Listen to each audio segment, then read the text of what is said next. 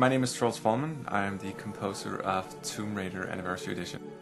Being a composer in the games industry is a very delicate task because on one hand you gotta bring experience from the movie media and really integrate a lot of experience of that, but you also gotta understand how the game operates.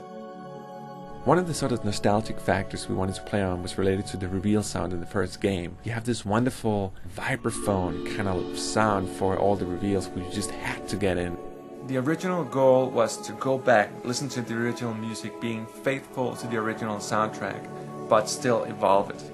In Trey, we wanted only to use a symphonic orchestra and really just being very traditional in the sense, so the four main levels each have a classical setting and they have different kind of themes and so forth, but the whole thing is classical and very traditional.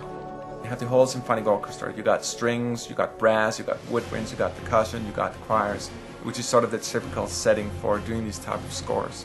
I think more importantly, it's not so much about the instrumentation, but what you can really expect to hear is the themes. We got all the thematic material from the original games. The choirs are back, even though I've modified them somehow.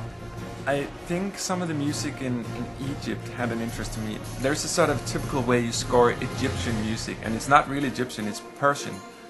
People don't know that, but there's certain scales you use in Persia. Another thing that was really important was for the cinematics. All the cinematics are very sort of in a classical, typical orchestrated sense.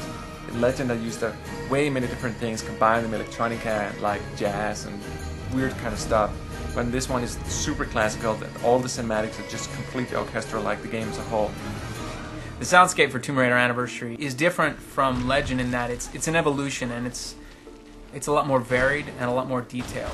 The goal in creating the audio environment was really to try and sell the area where you were. Different games have different themes and different tones. For Tomb Raider, we wanted really an epic, adventurous feel.